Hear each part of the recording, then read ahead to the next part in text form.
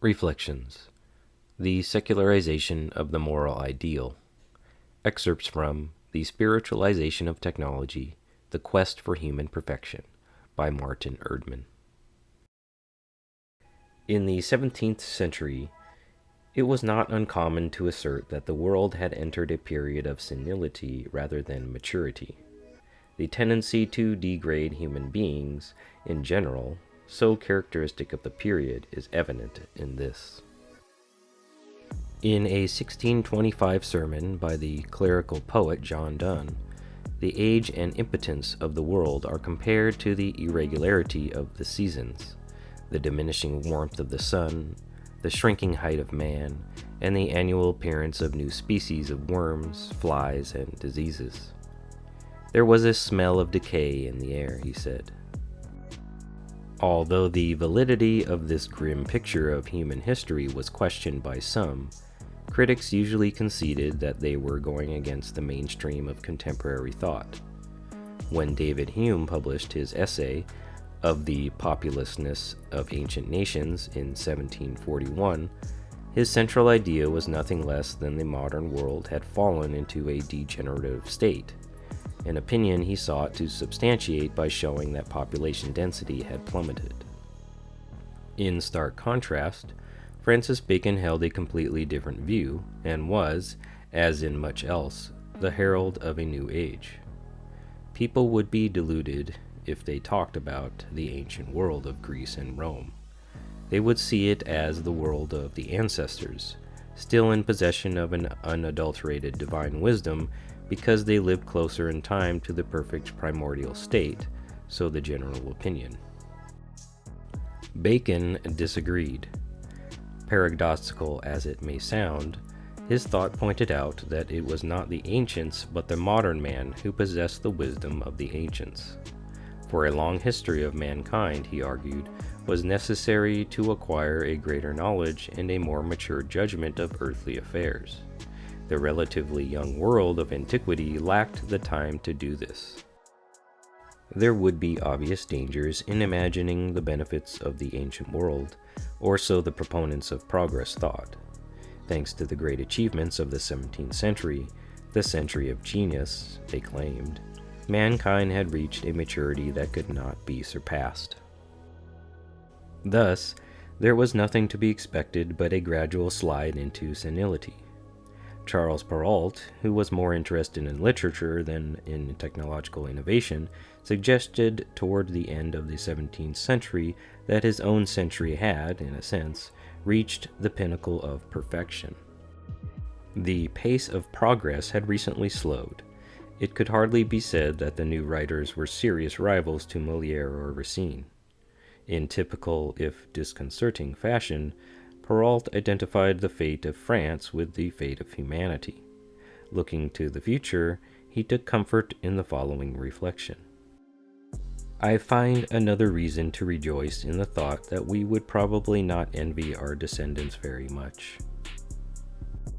In the end, Perrault even suspected that humanity would eventually succumb to senility.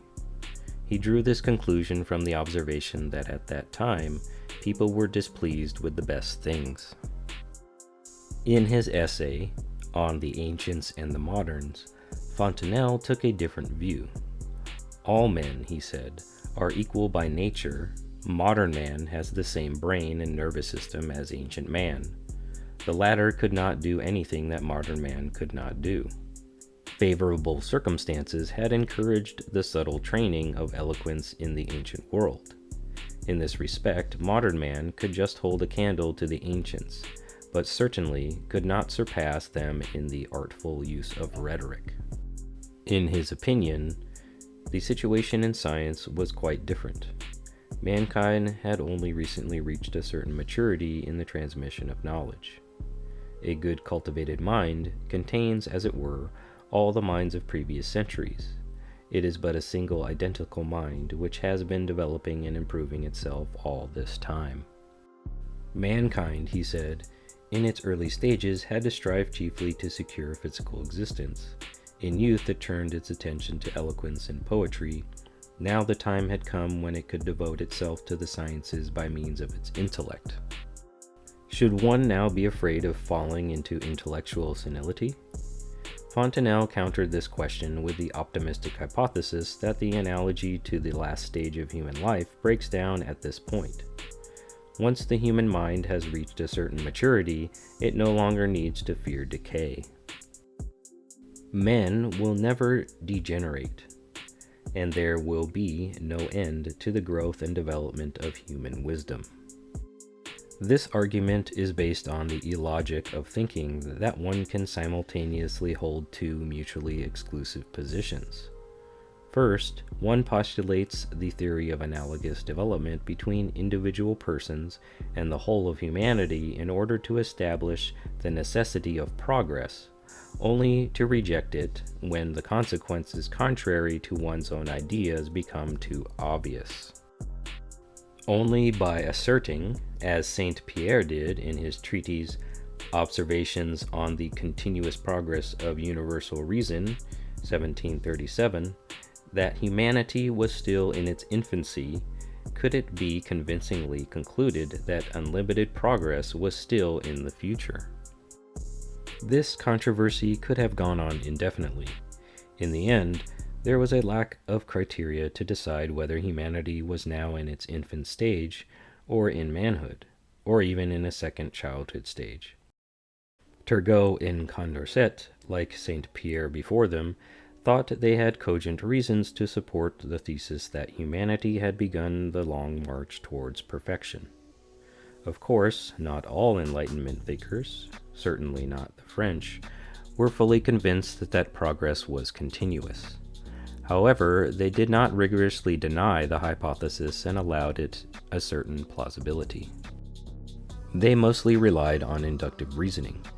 According to them, Perrault was completely wrong in his assertion that human culture evolves in every respect. This process of development could not be expected to continue unabated. Voltaire wrote, "Anybody who has read Locke is bound to find Plato merely a fine talker and nothing else." From the point of view of philosophy, a chapter of Locke or Clarke is, compared with the babble of antiquity, what Newton's optics are compared with those of Descartes. Two statements in Voltaire's view seem important in this regard. Not only had humanity progressed from what he considered the confused babble of Plato to the intellectual utterances of a Samuel Clarke, but it had progressed even more admirably from Descartes to Newton in less than a century. The human ratio clearly aspires to comprehensive knowledge. The fearful question hung in the air of scholarship at that time. Would the torch of knowledge not burn down and be extinguished forever? The thinkers of the Enlightenment argued strongly against this possibility. They said that humanity had developed a scientific method in the 17th century that would guarantee future progress. The emphasis on this method was one of the essential features of the philosophy of that period. Although there was an ambiguous motive behind this admission that ancient man possessed greater intellectual gifts than modern man, Francis Bacon showed great confidence in the future of the world. He justified this by saying that he had discovered a new method by which scientific research and the improvement of human life could be raised to unprecedented heights. In a slight variation of this view, René Descartes argued that all people are equally intelligent. Only he stood on a higher level of genius because he had found the right method of inquiry. This view was reflected in the originally proposed title of his philosophical treatise, Discours de la Méthode, the foresight of a universal science that can raise our being to its highest perfection. Although Leibniz's effusive praise of the ingenuity of his time now seems utterly utopian, the philosopher was convinced that it would solve all the major problems, not only of geometry and physics, but also of medicine, ethics, jurisprudence, theology, and metaphysics. Newton's scientific triumphs silenced the last doubts people had about the practical applicability of the new methods. They were seen as a striking sign of the possibility of coming into possession of great riches. Only the inductive method of Bacon had to be combined with the mathematical method of Descartes. The new scientific method took the millennia-old human quest for progress a decisive step further. Now mankind had at its disposal the means to ensure its future upward development. The inexorable quest for future enlightenment could continue on an even keel. In spite of all its triumphs, physics had yet to prove that it had done great service not only to scientific progress, but also to the moral perfection of man. It was also expected that the mechanistic view of the world would eliminate the ills of human society. Pascal was one of the first to argue that science was designed for progress. However, as a proponent of the Augustinian doctrine of grace, he could not be persuaded to concede to it the ability to improve the moral constitution of man. Even Edward Gibbon was not quite sure of this when he concluded the 38th chapter of his work, The Decline and Fall of the Roman Empire, with the words, "We may therefore accept the pleasing conclusion that every age of the world has increased, and is still increasing, the real wealth, happiness, knowledge, and perhaps the virtue of the human race." Not even Fontenelle, known for his boundless optimism about progress, not only in science but also in literature, was willing to concede that human morality must inexorably improve. The heart does not change, and the heart is the whole man. In all probability, not even enough rational people would be born in any place on earth to make virtue and sincerity a fashion. If anyone wished to assert the contrary, he was at once obliged to prove that the application of the new methods to the study of human nature and society was exactly like the study of physical objects. David Hume and David Hartley thought they could prove it. In the subtitle of his Treatise of Human Nature, Hume states his intention to use the experimental method to discuss ethical questions. No less confidently, Hartley set out to apply the analytical and synthetic method recommended by Newton to the study of the human mind. In the 18th century, an exponent of moral philosophy was not considered equal to his lofty task unless he set out to become the Newton of his subject. Helvetius called himself the Newton of jurisprudence. Seeing himself in this role, Bentham vehemently disagreed with Helvetius, conceding to him only the inferior function of a Bacon. Of course, Thomas Hobbes and Benedict de Spinoza tried to apply the geometric method to the study of human nature. John Locke, in his philosophical treatise, stated his firm belief that moral conclusions could be shown by mathematical equations. Objections to the introduction of a scientific methodology into the social sciences were inevitable. Legitimate concerns were raised about the transferability of natural scientific methods, as explicated by Newton in his Principia Mathematica, to other areas of human existence. Individual behavior and social change are subject to enormous complexities that defy being reduced to deductive mathematical formulas. We're numbers people, living by numbers. How can we use numbers as the basis for a moral framework? 18th century philosophers became increasingly skeptical about the applicability of purely deductive philosophical systems. The gradually emerging consensus saw ethics as a science that had to make do with statements of probability. However, the use of mathematical formulas to calculate the quotient of probabilities was quickly adopted. Leibniz had drawn attention to the similarity between the situation of a person facing a practical decision and that of a gambler looking for a sure win. He accused logicians of focusing solely on proving scientific theorems, overlooking the fact that probabilities can be accurately estimated.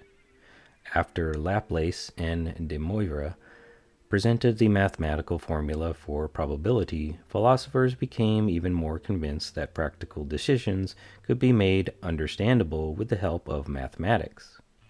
Bishop Joseph Butler insisted on considering probability as the key to life. Its calculability would serve man in the proper use of this key. Hartley can be cited as an example of someone who based his hope for the advancement of the social sciences on de Moivre's theory of chance and Newton's differential calculus.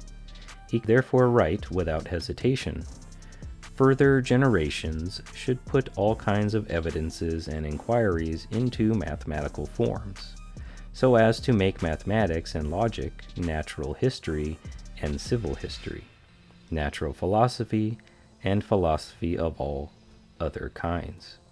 Concede omni ex parte." If it is possible in principle, as Hartley suggests here, to reduce even history to mathematics and logic, Kant also anticipated the appearance of a Newton of history. Then there is good reason to believe that mathematical analysis is the royal road to understanding human nature and society. Trained in mathematics, Condorcet tried to show meticulously how the calculation of probability could be used not only to determine the social laws governing human history, but also to choose the ideal policy in any given situation. Of course, he was aware that the possibility of such a calculation had only recently been opened up, so one should not expect too much from a science that was still in its infancy. This was certainly an unfortunate circumstance, but it did not prevent him from emphasizing its enormous potential.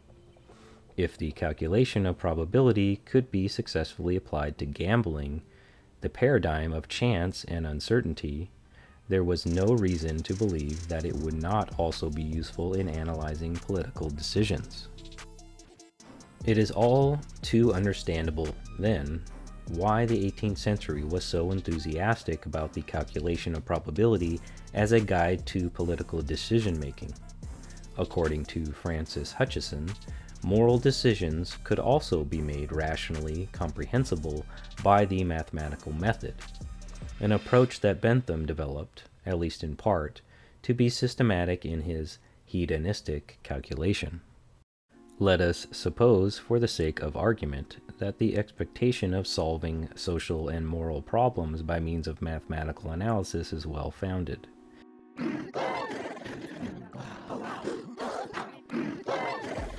That it is possible by means of mathematical calculation to determine what is the best course of action, in Bentham's sense.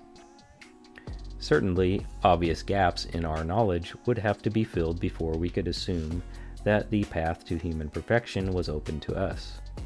For example, it would have to be shown that the results of probability theory could be communicated to a governmental authority in a form that could be understood and translated into policy. A characteristic feature of the 18th century was the belief in the possibility of conceptualizing an ideal language. In his 1668 essay, Towards a Real Character and a Philosophical Language, Bishop John Wilkins described the formation of such a language. In the dedication, he promised that it would not only be conducive to commerce, but would also enormously facilitate the spread of knowledge of true religion by exposing many wild errors which hide under the disguise of affected phrases. Enlightenment thinkers replaced true religion with true science, but retained the optimistic expectations of Wilkins and Leibniz. Condillac suggested that science was nothing more than well-formulated language. Once the newly discovered truths about human society were put into appropriate words, the wild errors about the ideal form of society would disappear. No one would need fear the scientific refutation of the social principles of Christianity. According to Condorcet, the impression of language is the only reason why the common people do not understand the great truths of science. The perfection of the still obscure scientific language would solve the problem of communication. But are the rulers capable of correctly interpreting the conclusions of scientists based on mathematical formulas? The main problem would remain, if this condition were not met, right at the beginning of the pandemic. We were in Wuhan. The first notification to the WHO was on December 31st, 2019. 10 days later, the viral genome was published. We were working in Shanghai on that. And then, Stefan Bancel at Moderna talks about the fact that they took that data, so they never had the live virus on their site. They used the genomic data coming off those machines to launch their vaccine development program. And then since then, we've seen sequencing now deployed around the world. Over 190 countries now have sequencing data on the virus in their countries. That's allowed us to watch and track how the virus is mutating, how it's spreading, and that informs whether the tools we're using, like diagnostics or therapeutics or vaccines, are going to hold. And it also helps us make policy decisions around, well, should we do a travel ban because we haven't yet seen local spread, or is it too late to do that? Now, there's still more work to do, and while we have the components to prevent, the technology components to prevent a future pandemic, we now have to do work on the policy. That the Arkansas Department of Human Services had started to use a computer algorithm to decide how much care it would give to people with disabilities. The algorithm could help make sure everyone was getting their fair share of time with a caregiver. But for people like Tammy, this meant they didn't get the care they needed.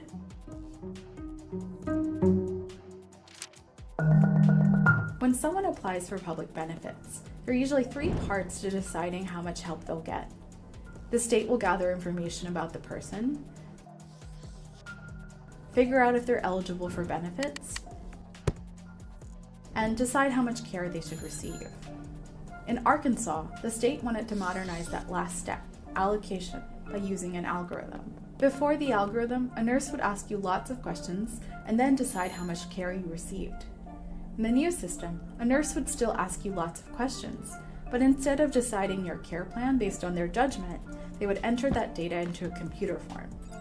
Based on those inputs, the algorithm would then group you with other patients. The algorithm assigns everyone in this group the same number of hours. Previously, a nurse might have been able to look at the beneficiaries and differentiate between the people who needed less time and the people who needed more, but the algorithm did not see this distinction. But there's a problem with the evidence that we have, because the evidence that we get from the literature is average, but the patient in front of us is not average. None of us is average. And this is why medicine is an art. Every person is different, everyone is unique, and they need personal fitting.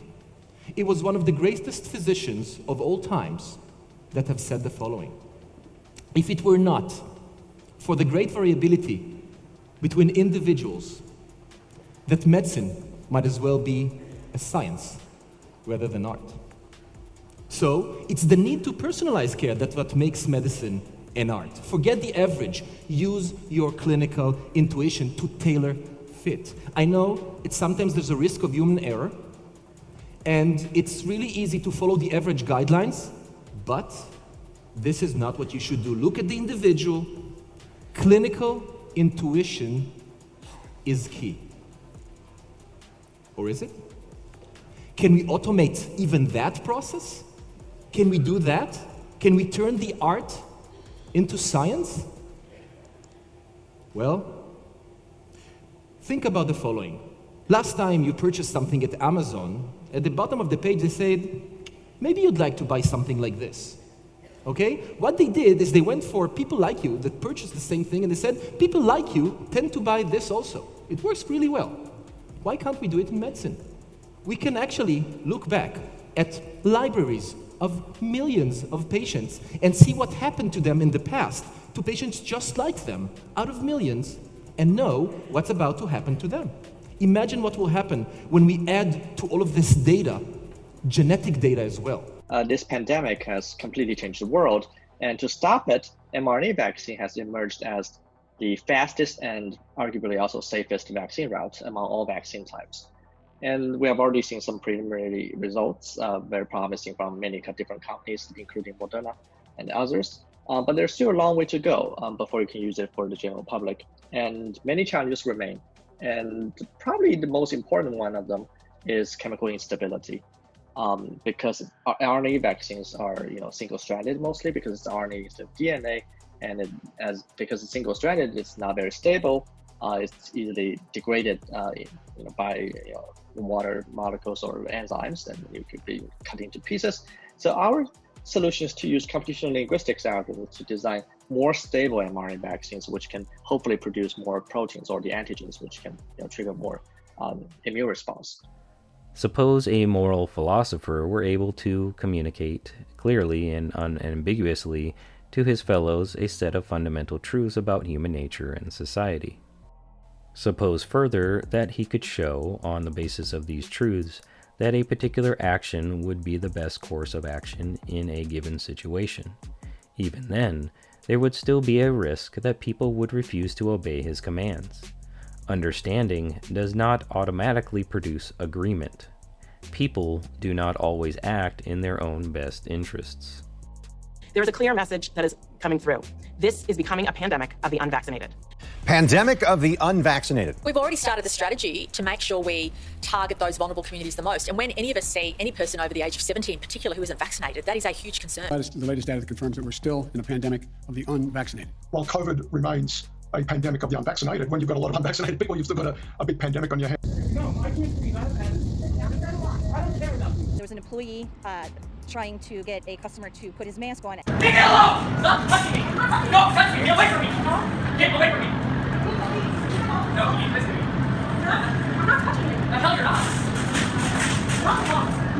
We have 100 million people in this country, John, who are eligible to be vaccinated, who are not vaccinated. We've really got to get those people to change their minds, make it easy for them, convince them, do something to get them to be vaccinated, because they are the ones that are propagating this outbreak. Listen, all you had to say was, I got a medical attention. And I don't have to tell you about my medical. It's not a law. It's not a law. And I can show you the penal code and everything. It's a hoax. I don't have to wear a mask. I'm not going to wear a mask. This is America, and I don't have to do what you say. Tonight, a woman who refused to wear a face mask at an Ohio middle school football game is now facing multiple charges.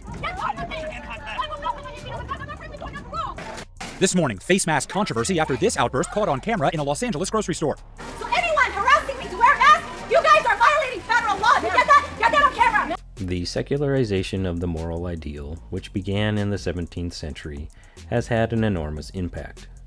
As long as people believed in the doctrine that what is best for man is union with the Creator or sincere love for God, the gaping chasm between the theoretical knowledge of what is best and its practical implementation remained.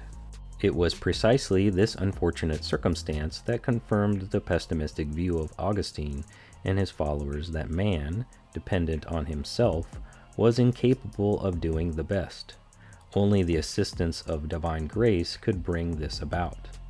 But the situation changed abruptly when the demand to do good only to the extent of one's own abilities relativized the demand to do the absolute best in every situation. In the language of utilitarianism, this means seeking the greatest happiness for the greatest number of people. Determining the best course of action became a technical problem, requiring only the opinions of experts who could assess the consequences of certain behaviors. Death is basically just a technical problem, not a metaphysical issue. People die not because the gods said so. People die because their heart stops pumping blood, or because an artery is clogged, or because there are cancerous cells in the liver, or whatever. These are all technical problems.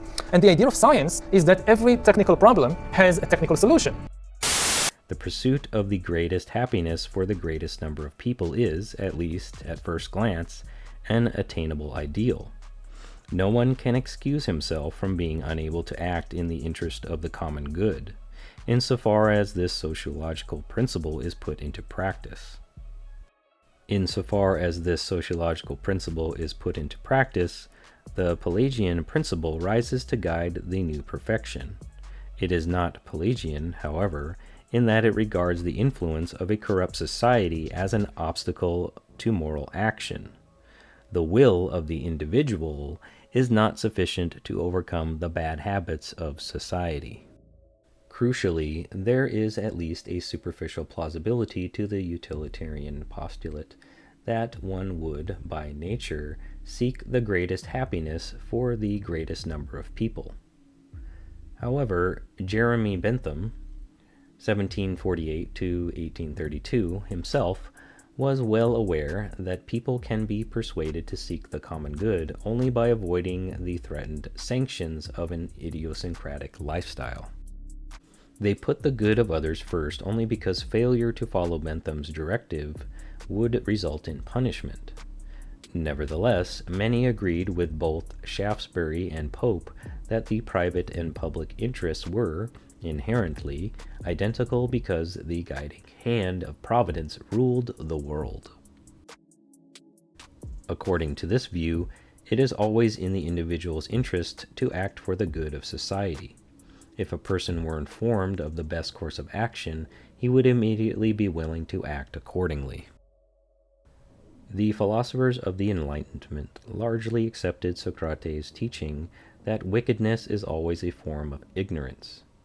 Even Thomas Hobbes, not exactly a philosopher brimming with optimism, postulated that human greed and ambition could be kept in check if the moral philosopher better understood the nature of human action. Unfortunately, the moral philosopher was far behind the natural philosopher in his knowledge. He should know that it is false answers to the question of right and wrong that fuel ambition. As soon as greed could be eliminated as a trigger for warlike conflicts, mankind would enjoy lasting peace. Greed and ambition, then, are merely variants of ignorance. Exercise them and, according to Hobbes, perpetual peace will come. Condorcet had a similar view. He claimed that the most frequent cause of actions against the common good was misconceived self-interest.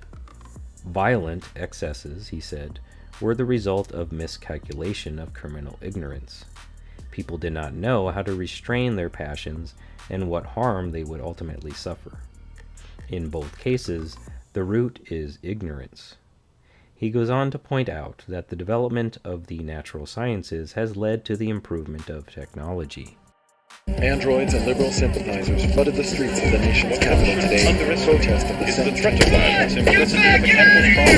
Thousands of domestic mechanicals and their human sympathizers have continued their demonstration in front of the Albany District Courthouse in what has now been dubbed the Million Machine March. It is not also part of the necessary order of nature that the moral and political sciences should exert a similar influence on the motives which govern our feelings and our actions. Diderot, to take another example, was convinced that people were criminal only because they were wrong in their judgments. Neither emotional degeneracy nor the willful pursuit of power led people morally astray, but only aberrant reasoning. That's all you got? This view reached its most extreme form in the writings of William Godwin. His entire theory of perfection rested on this one premise. For him, Helvetius's faith in the enlightened despot of Bentham's faith in the ideal legislator was misplaced. It is an intolerable tyranny to force men to adopt what we think right. Human perfection, he argued, could be assured only by relying not on the efficacy of severe sanctions that upheld the principle of legislative sovereignty, but only on voluntary consent to conduct that conformed to the ethical forms of a society. One came to a conviction about what was right in a situation only through rational argument. This is National Educational Television. This is National Educational Television. This is National Educational Television. You write in Manufacturing Consent that it's the primary function of the mass media in the United States to mobilize public support for the special interests that dominate the government and the private sector. What are those interests? Well, if you want to understand the way any society works, ours or any other, the first place to look is who is in a position to make the decisions that determine the way the society functions. Goodwin was familiar with Hume's philosophy, as few of his contemporaries were. He accepted Hume's thesis that reason, left to itself, would never move the will to appropriate action, because it is the slave of the passions.